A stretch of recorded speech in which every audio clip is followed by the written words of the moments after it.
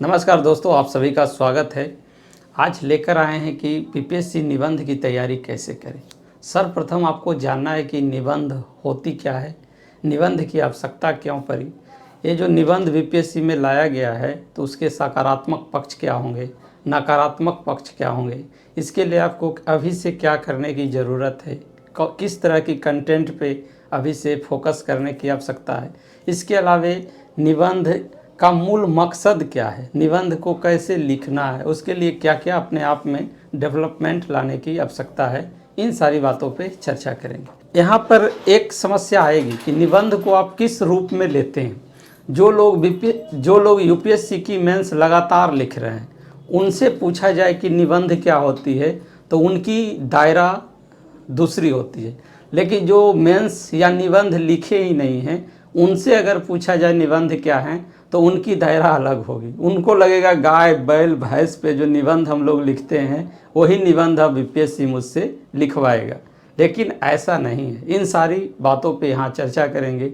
300 marks के निबंध पूछे जाएंगे, तो आप समझ सकते हैं कि निबंध कितनी महत्वपूर्ण पोर्शन होने वाली है। ऑप्शनल को हटा ही दिया गया है अगर देखा जाए तो, सिर्फ आपको क्वालिफाइंग और वो भी एमसीक्यू के रूप में। तो यहाँ बहुत सारी समस्या आने वाली है। हालांकि ये समस्या आपके लिए ही सिर्फ नहीं है, ये सभी के लिए समस्या है, सभी के लिए नई है। तो एक नई शुरुआत है, नई साल है, तो आप एक नए उमंग के साथ बीपीएससी की तैयारी में लग सकते हैं। तो सर्वप्रथम देखते हैं कि क्या संभावना हो सकती है निबंध को लेकर। बीपीएससी की स्ट्रेटजी सेम यूपीएससी जैसी रहेगी या बदल भी सकती है, लेकिन एक ट्रेंड देखा जा रहा है कि ये यूपीएससी की ओर चल पड़ी है, तो लग रहा है कि यही संभावना हो सकती है। तो मेरे अनुसार ये संभावना व्यक्त की जा रही है कि यूपीएससी के जैसा ही 2 खंडों में ये पूछ सकते हैं। यूपीएससी में आपको 125-25 नंबर के 2 ऐसे 2 खंड से लिखना होता है। 4-5 ऑप्शन मिलेगा आपको प्रत्येक खंड में लिखने के लिए। तो यहाँ वो मार्क्स को इंक्रीज किया जा सकता है, यानी 150 मार्क्स और 150 मार्क्स के 2 ऐसे लिखने के लिए आपको दिया जा सकता है प्रत्येक खंड से, और ये आपको 300 मार्क्स के तो है ही। यहाँ पर एक चीज़ ध्यान देने योग्य बात है कि कुछ फ़ायदा भी यहाँ नज़र आ रहा है। जब आप ऑप्शनल की तैयारी करते हैं तो ऑप्शनल एक बोझिल सा सब्जेक्ट होता है, और उसमें क्या है कि प्रति क्वेश्चन में आपकी फ्रीक्वेंसी माइंड की बदलनी पड़ती है। कि जैसे अगर कोई क्वेश्चन लिख रहे हैं तो जैसे ही वो समाप्त हुआ तो फिर दूसरे क्वेश्चन पे जाना है, तीसरे पे जाना है, चौथे पे जाना है। अब जैसा और ऑप्शनल के संदर्भ में दिया है कि अब 6 क्वेश्चन में भी हो सकता है कि शॉर्ट क्वेश्चन दिया जा सकता है लिखने के लिए, कि पहला अनिवार्य होगा, दूसरा खंड के भी दूसरा अनिवार्य होगा, उसमें पूरे सिलेबस को कवर किया जाएगा, और उसमें हो सकता है कि 10-10 क्वेश्चन का और भी लिखा जा सकता है, जो 67 में बदलाव की बात की जा रही है। तो वहाँ आपकी माइंड की फ्रीक्वेंसी हर एक क्वेश्चन के बाद बदल जाती है, और पूरे देखिए कि 36 पेज लिखने की ज़रूरत पड़ती है। यहाँ एक फ़ायदा ये होगी कि आपको मात्र 2 बार माइंड की फ्रीक्वेंसी चेंज होगी, जो आप 2 टॉपिक को चुनते हैं लिखने के लिए। इसके बाद आपको पूरा स्थायित्व मिलेगा लिखने के लिए, और वो 36 पेज जो लिखना होता है उससे भी आप बच सकते हैं। हो सकता है यहाँ पर आपको 1000 से लेकर 1500 शब्दों में लिखने की आवश्यकता होगी। तो जब आप जीएस या ऑप्शनल लिखते हैं तो वहाँ आप 4000 शब्दों को लिख पाते हैं। यहाँ हो सकता है कि 15 दूनी 3000 शब्दों में ही आपका 300 मार्क्स में आप आ सकते हैं। दूसरी बात है कि ये आसान भी नहीं है और आसान भी है। ऑप्शनल में बहुत सारे लोगों की शिकायत होती थी कि मैंने क्वेश्चन को छोड़कर चला आया, एक क्वेश्चन छूट गया, एक क्वेश्चन बहुत कमज़ोर लिखाया, ये हुआ वो हुआ। यहाँ आपको 2 ही लिखने को मिलेगी, तो यहाँ ये भी आपकी शिकायत खत्म हो जाएगी कि मेरा कोई क्वेश्चन छूट गया। यानी सभी लोग मैक्सिमम अटैम्प्ट और बेहतर अटैम्प्ट ले सकते हैं, तो ये एक सकारात्मक आ रही है। दूसरा, ऑप्शनल में देखते होंगे कि किसी ऑप्शनल में बहुत ज़्यादा बूम देखने को मिलती है, और किसी ऑप्शनल हमेशा की तरह क्या है कि नीचे ही रह जाती है उसकी यश को, तो उससे छुटकारा मिलेगा। तो बहुत सारे यहाँ फ़ायदा भी देखने को मिल सकते हैं और नुकसान भी देखने को मिल सकते हैं। तो यहाँ हम लोग सबसे पहले चर्चा करेंगे कि निबंध है क्या। देखिए, निबंध को अगर देखा जाए तो निबंध एक रचना है, तो रचना है तो क्या है कि यह एक आपके अंदर जो रचनात्मकता है उसको ये उभारने के लिए ये निबंध की ज़रूरत पड़ती है कि आप में क्या है, रचनात्मकता है या नहीं है। तो यह एक रचना है जो विचार पूर्वक क्रमबद्ध रूप से लिखी गई हो। यानी यहाँ पर विचार पूर्वक कहने का मतलब है कि आप लिखते समय विचार किए। आपके मार्क्स कम निबंध में आ सकते हैं जब आप विचार पूर्वक नहीं लिखते हैं। तो यहाँ पर आपकी जो पहली यहाँ पर जो टेंडेंसी बनने वाली है कि रट लेंगे 50 निबंध और जाकर लिख देंगे, वास्तविक में सभी लोग यही करेंगे, रट लेंगे और जाकर वहाँ लिख देंगे। तो फिर आपको लगेगा कि रिजल्ट किनकी होगी, तो रिजल्ट निबंध में उन्हीं को होती है जो विचार पूर्वक लिखते हैं। विचार पूर्वक मतलब आप विचार कर सकते हैं, लिखने से पहले सोचना है और हर एक एस्पेक्ट को देखना है। दूसरा है कि क्रमबद्ध रूप से। क्रमबद्ध रूप से कहने का मतलब है कि आपकी लेखन शैली में तारतम्यता होनी चाहिए, क्रमबद्धता होनी चाहिए। ये नहीं कि आप कहीं और की बात कहीं और लिख रहे हैं और कोई तारतम्यता में ही आपके लेखन शैली में ना मिले। तो एकीकृत सोच एवं भाषाई कौशल को प्रदर्शित करती है। यानी निबंध का मूल उद्देश्य क्या है कि यह आपके अंदर एकीकृत सोच को, डेवलपमेंट को देखना चाहती है और दूसरा आपके अंदर भाषाई कौशल को परीक्षण करना चाहती है। आगे हम लोग चर्चा करेंगे एकीकृत सोच क्या होती है।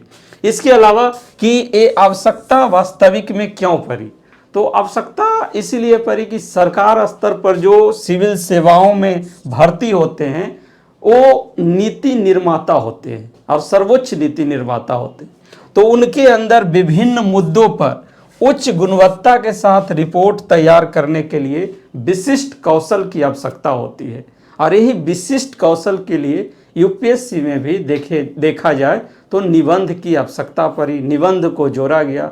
बीपीएससी में भी जोड़ा गया है, अच्छी बात है। हम लोग तो देखते हैं कि बहुत सारे क्षेत्रीय लेवल के जो पदाधिकारी हैं वो बेहतर ढंग से एक लेटर भी ड्राफ्ट नहीं कर पाते हैं। जब मुख्यालय लेवल पर लेटर आती है तो हम लोग एक मजाक बनाते हैं कि क्या लेटर लिखा गया है इनके द्वारा, ये अधिकारी हैं, और इसमें बहुत बड़े बड़े लोग भी शामिल होते हैं। तो ये विशिष्ट कौशल ही क्या है, एकीकृत सोच से आती है। अब आगे हम लोग चर्चा करेंगे कि ये एकीकृत सोच है क्या। तो यहाँ हम लोग देखेंगे कि मेन फैक्टर यही है कि एकीकृत सोच को आपके अंदर परखना और दूसरा भाषाई कौशल का परीक्षण करना। एकीकृत सोच मतलब क्या है कि आप एक ऐसे सिविल सेवक बनना चाहते हैं जिनमें सभी हितों को ध्यान रखने की आवश्यकता हो। यानी आपकी जो बायसनेस आप में ना हो, आप में एकीकृत सोच हो, जैसे सामाजिक पहलू, आर्थिक, राजनीतिक, कूटनीतिक। आप हो सकता है कि विदेश स्तर पे भारत का प्रतिनिधित्व करते हैं तो कूटनीतिक पहलू भी आपको जानने की आवश्यकता होगी। सांस्कृतिक पहलू, आजकल देख सकते हैं कि सांस्कृतिक बहुत बड़ा मुद्दा है। दार्शनिक पहलू, नैतिक पहलू, वैज्ञानिक दृष्टिकोण, यानी प्रशासन में लगातार इंफॉर्मेशन टेक्नोलॉजी की जो है ज़रूरत पड़ रही है। ब्लॉकचेन टेक्नोलॉजी, आर्टिफिशियल इंटेलिजेंट, इसके अलावा इंटरनेट ऑफ थिंग्स, ये सब का समावेशन हो रहा है। तो वैज्ञानिक दृष्टिकोण, तकनीकी ज्ञान की भी आवश्यकता पड़ती है। इसके अलावा सबसे बड़ा मुद्दा है पर्यावरणीय मुद्दा। तो ये सभी दृष्टिकोण को परखना ही आपके अंदर क्या है, निबंध है। तो निबंध पूछने का मूल उद्देश्य है आपके अंदर एकीकृत दृष्टिकोण और भाषाई कौशल का परीक्षण करना। अब है कि ये सभी दृष्टिकोण आपको जीएस में भी विभिन्न विषयों में देखने को मिलती है। तो निबंध जो है मुख्य रूप से अगर देखा जाए तो संपूर्ण जीएस और निबंध दोनों अगर देखिएगा तो ऐसा संबंध है, यानी निबंध में संपूर्ण जीएस का समावेशन होता है। तो जब आप में भाषाई कौशल डेवलपमेंट होगी, जब आप में एकीकृत सोच होगी, तो आप जीएस का भी आंसर ज़बरदस्त रूप से बेहतर लिख सकते हैं। अब आगे चर्चा करते हैं कि इसका फॉर्मेटिंग क्या है निबंध की। तो निबंध की भी फॉर्मेटिंग सेम आपके जो मेंस का आंसर राइटिंग है उसी के जैसा होती है। इसमें भी आपको प्रस्तावना होती है, इसमें भी आपको मुख्य भाग होते हैं, बॉडी पार्ट होते हैं और इसमें भी निष्कर्ष होते हैं। अब है कि प्रस्तावना में क्या लिखा जाना चाहिए। यहाँ संक्षिप्त में चर्चा कर रहा हूँ कि प्रस्तावना में ये आपको इंडिकेट कर देना है कि मैं क्या बताना चाहूँगा, यानी क्या बताने वाला हूँ, वहाँ वो चर्चा होनी चाहिए। मुख्य भाग में बताएं, जो प्रस्तावना में आप बताना चाह रहे थे वही चीज़ों की चर्चा आपको मुख्य बॉडी पार्ट में करने की आवश्यकता होगी। और निष्कर्ष में जो बताया गया है उसका आप एनालिसिस करके लिख सकते हैं और कुछ सुझाव दे सकते हैं, कुछ और भी वहाँ पे आगे की रणनीति के बारे में बता सकते हैं। अब आगे चर्चा हम लोग करेंगे कि निबंध पर ध्यान देने योग्य बातें क्या क्या हैं, यानी निबंध लिखते समय या निबंध की तैयारी के लिए आपके पास क्या क्या चीज़ों को, आपको किन किन बातों पे ध्यान रखने की आवश्यकता है। तो यहाँ सबसे पहली आवश्यकता है कि विषय वस्तु पर पकड़, यानी सतही ज्ञान नहीं, रटा रटाया ज्ञान नहीं, यहाँ विषय वस्तु पे पकड़। जैसे महिला सशक्तिकरण की बात हो तो महिला सशक्तिकरण पे सभी डायमेंशन से सोचने की आवश्यकता है कि वैश्वीकरण का क्या प्रभाव पड़ रहा है, सामाजिक क्या स्थिति है, आर्थिक क्या स्थिति है, सांस्कृतिक क्या उनकी स्थिति है, राजनीतिक में महिलाओं की सहभागिता क्या है। 50% के लगभग आबादी है तो महिलाओं को राजनीतिक रूप से वो कितनी सक्षम हुई है। पंचायती राज अगर लागू किया गया है तो पंचायती राज के द्वारा महिलाएं कितनी सशक्त हुई है। यानी पूरे वातावरण से इसको जोड़ना होगा महिलाओं को कि ये महिला सशक्तिकरण कैसे संभव है, उनको समस्या बताना है, उसके लिए समाधान बताना है, इसके लिए सरकार क्या प्रयास कर रही है, इसके लिए शैक्षिक आपका क्या दायित्व बनता है, तब जाकर आपका निबंध पूरा होगा। ठीक है, तो यहाँ पर विषय वस्तु पे पकड़ की आवश्यकता होगी, सतही ज्ञान से काम नहीं चलेगा। यहाँ दूसरा एक क्या है कि आपको करना क्या होगा, तो यहाँ पर आपको बहुत सारे शब्दों की लाइब्रेरी बनाने की आवश्यकता होगी, यानी बहुत सारे शब्दों को नोट करना होगा, डायरी मेंटेन करना होगा। निबंध की तैयारी 1-2 दिनों की नहीं होती है। ऑप्शनल आप 3 महीने में पढ़कर रट कर जाकर दे सकते हैं, लेकिन निबंध एक लंबी प्रक्रिया है, चिंता की भी बात नहीं है। लेकिन यहाँ पर शब्दों की लाइब्रेरी आपके पास होना चाहिए, डायरी मेंटेन करने की आवश्यकता होगी कि आप जो बेहतर शब्द हैं, जो अच्छे शब्द हैं, उन शब्दों का प्रयोग, यानी जनरल से आप आगे बढ़ सकते हैं। जो आम तौर पर जो शब्द का इस्तेमाल कर रहे हैं उससे और भी सीखने की आवश्यकता होगी और उसको इस्तेमाल करने की आवश्यकता होगी। दूसरा, आप में रचनात्मकता होनी चाहिए, यानी रचनात्मक गुण होना चाहिए। इसमें देखिएगा कि बहुत सारे पहलू को शामिल किया जाता है, तो ये रचनात्मकता को आपकी अंदर जो है उसको चेक करता है निबंध।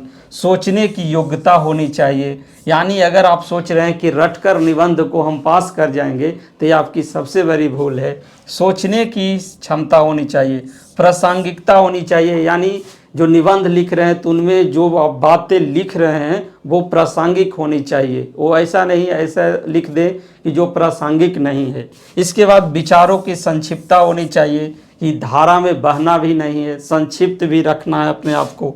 युक्ति संगत होनी चाहिए, जो भी आप लिख रहे हैं क्रमबद्धता, निरंतरता, प्रभावशीलता को दर्शाना है कि प्रभावी तरीके से आप अपनी बातों को रख रहे हैं। इसके बाद हम लोग देखेंगे कि इसके सकारात्मक पक्ष और नकारात्मक पक्ष क्या हैं, यानी बीपीएससी में जब निबंध को रखा गया है तो इसके क्या सकारात्मक पहलू हैं। तो देखिए, ज़्यादा ही सकारात्मक पहलू हैं, क्योंकि सभी के लिए नया है। भेदभाव जो ऑप्शनल को लेकर थी उसकी गुंजाइश खत्म हो जाती है, कोई भेदभाव नहीं, सभी के लिए नया है। दूसरा, लेखन शैली पर पकड़ बढ़ेगी तो जीएस में आपको सपोर्ट मिलेगा। तीसरा, बेओझिल ऑप्शनल से छुटकारा मिलेगा, यानी ऑप्शनल के जाल में देखिए क्या है, बहुत लोग फंसे होते थे। उतनी बड़ी ज्योग्राफी को कवर करना, उतना बड़ा, मतलब बहुत सारे हिस्ट्री देखिए कितना बोझिल कि प्राचीन भारत, ये मध्यकालीन भारत, आधुनिक भारत, पूरा वर्ल्ड हिस्ट्री के जाल में फंसे हुए और 3 घंटा में आपका परीक्षण किया जा रहा है। तो ये जो बोझल ऑप्शनल है उससे आप छुटकारा, सोच सोच कर लिखने की पूरी गुंजाइश है यहाँ पर। ये आपको चाहता ही है कि आप सोच सोच कर लिखें, लेकिन यहाँ ध्यान देने योग्य बातें होंगी। जब आप एग्ज़ाम में जाएंगे तो यहाँ पर बहुत सारे आपको टेंशन देखने को मिलेगी कि यहाँ क्वेश्चन चुनने के लिए आपको समय देने की आवश्यकता है कि सबसे पहले आप कौन सा निबंध लिखना चाहते हैं वो डिसाइड करने के लिए 2-4 मिनट समय देना चाहिए। फिर जब आप डिसाइड कर लिए तो वहाँ पर फॉर्मेटिंग करने की आवश्यकता होगी कि एक पेज में आप फॉर्मेटिंग कर दें, रफ के लिए वर्क मतलब लास्ट में दिया जाता है। तो इस निबंध में हमारा क्या क्या डायमेंशन होगा, किस डायमेंशन पे ज़्यादा फोकस करने की आवश्यकता है। यहाँ पर क्या होगा कि बगल वाला आप अभी क्वेश्चन नहीं डिसाइड किए, अब बगल वाला 1-2 पेज लिख देगा तो आप दबाव में आ जाइएगा कि अरे ये तो 1-2 पेज लिख दिया। कभी कभी यूपीएससी में सबसे ज़्यादा ये देखने को मिलता है कि आप क्वेश्चन नीचे देखे ही नहीं, पहला क्वेश्चन ही देखे और लगा रहे इसको तो लिख लेंगे, और जब आप 1-2 पेज गए तो लगा कि इसके लिए मेरे पास तो कंटेंट ही नहीं है, तो अब क्या लिखूं। तो बहुत सारे आपको यूपीएससी में मिलेंगे जो कहेंगे कि मैं तो ऐसे जो है निबंध जो है काट कर दूसरा लिखा था। तो इससे बचना होगा, यानी अगल बगल के जो देखते हैं कि क्वेश्चन मिलते ही 1-2 पेज लिख देते हैं और आप अभी सोच ही रहे हैं, तो उससे बचना होगा। आपको एक पूरे प्लानिंग के साथ निबंध को लिखने की तैयारी होनी चाहिए। 4-5 मिनट जरूर इस पे लिखने से पहले फोकस वर्क करने की आवश्यकता होगी। इसका नकारात्मक पक्ष है कि यूपीएससी जो मेंस लगातार दे रहे हैं नहीं सफल हो रहे हैं, तो उनके लिए बहुत ही बड़ी पॉजिटिव है कि जीएस भी उनकी अच्छी है और ऊपर से निबंध वहाँ भी है, तो निबंध का वो बहुत बेहतर ढंग से तैयारी भी कर रखे हैं, तो इसका फ़ायदा उनको मिल सकता है। लेकिन आपको घबराने की आवश्यकता नहीं है, आपके पास भी समय है, आप भी कर सकते हैं। ये कोई ऑप्शनल वाला मतलब झमेला नहीं है, आप भी अच्छा कर सकते हैं अगर इन सारी बातों पे ध्यान देते हैं तो। एकेडमिक बैकग्राउंड जिनका अच्छा रहा है, जो बहुत बेहतर से मैट्रिक इंटर तक की पढ़ाई या ग्रेजुएशन की किए हैं, अच्छे मतलब कॉलेजों से और फोकस किए हैं, तो उनको इसमें फ़ायदा मिल सकता है, क्योंकि उनकी लेखन शैली पहले से ही विकसित और कई तरह के कॉलेज या अन्य जगहों पे निबंध प्रतियोगिताओं में भाग लेते हैं और अच्छे मार्क्स, तो उनको फ़ायदा मिल सकता है। English medium versus Hindi medium का एक मुझे लगता है कि यहाँ पर फिर से मुद्दा जाग सकता है, क्योंकि इंग्लिश मीडियम में जब आप कोई किसी चीज़ों को लिखते हैं तो आप डॉक्टरी जैसा क्या है लिख देते हैं, तो वहाँ पर आपको डॉक्टरी भाषा फ़ायदा पहुँचा देता है, वर्ड मीनिंग पूरा याद हो या ना हो आपका काम चल जाता है। लेकिन हिंदी में आपको हर एक भाषा में शुद्धता की आवश्यकता होगा। क्या होगा कि जो कॉपी चेक करने वाला है वो आपको का की पूरा तरह से चेक कर देगा, तो यही आपको नुकसान पहुंचाता है हिंदी माध्यम में। तो यहाँ पर भी देखने को मिल सकता है हिंदी माध्यम में कि निबंध में नुकसान। तो यहाँ मेरे हिसाब से यूपीएससी में तो 30 से 40 नंबर का डिफरेंस सीधे देखने को मिलता है, तो बीपीएससी में भी देखने को मिल सकता है। लेकिन ये आपकी योग्यता है, आप इसे सुधार सकते हैं, बहुत जल्द सुधार सकते हैं, ये कोई बहुत बड़ा मुद्दा नहीं है। अब आगे हम लोग चलेंगे कि आपको इसके लिए करना क्या है, अभी से क्या रणनीति होनी चाहिए, आपके पास कंटेंट क्या होना चाहिए। इसके लिए घबराने की ज़रूरत नहीं है। बहुत सारे लोग जो हैं आपको बरगलाएंगे, बरगलाना नहीं है। निबंध मेरा फेवरेट टॉपिक रहा है, मैं इसमें बहुत अच्छा करते रहा हूँ और सरकार में रहने के कारण पकड़ भी मतलब शब्दों पर सरकारी पकड़ है, तो मैं आपको इसमें मदद अवश्य रूप से पहुँचाऊँगा।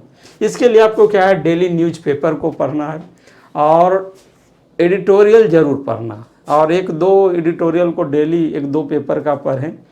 वो आपको सामाजिक, आर्थिक, राजनीतिक, सांस्कृतिक जितने भी मुद्दे हैं सभी को कवर करेंगे। एक डायरी ज़रूर मेंटेन करिए, नोट कीजिए उसको। वो आपका जीएस जैसे तैयारी कर रहे हैं वो भी जीएस वाली मदद भी आपको यहाँ पर मिलेगी। इसके अलावा योजना कुरुक्षेत्र जो मैगजीन है इसको ज़रूर आप पढ़ने का आदत डाल लें अभी से ही। इसके अलावा देखिएगा कि एक 101 निबंध निशांत जैन एंड गंगाराम पुरोहित का बुक मतलब आती है और राजकमल प्रकाशन की हिंदी मीडियम में है, तो ये ज़रूर आप ले लीजिए। इससे मदद ये मिलेगी आपको कि यहाँ पर ये दोनों आईएएस जो हैं हिंदी माध्यम के हैं और ये खुद इसे लिखे हैं, अपना हैंड रिटेन बहुत सारे जो टॉप इनके ऐसे हैं उनको इन्होंने शामिल किया है और भी जो अच्छे अच्छे टॉपिक हैं उनको कवर किया गया है। तो यहाँ से आपको बहुत ज़्यादा फ़ायदा मिल सकता है। लेकिन अंतिम सलाह कि इसको हल्के में नहीं लीजिए, आप अभी से ही निबंध के प्रति सचेत हो जाएं और सजग रहें, और टारगेट हो कि निबंध में एक रेस जो होगा वहाँ पीछे न रह जाए। तो इसको कभी भी आप लोग जो हैं the cow is a 4 footed animal, she has a long tail, she has 4 2 eye, इस टाइप का जो है न सोचने का भूल आप न करेंगे। बाकी हमारी शुभकामनाएं आपके साथ हैं, मदद के लिए हर पल हर साथ रहेंगे। चलिए इसी के साथ मैं विदा लेता हूँ, फिर नए रणनीति के साथ अगले वीडियो में आऊँगा। धन्यवाद।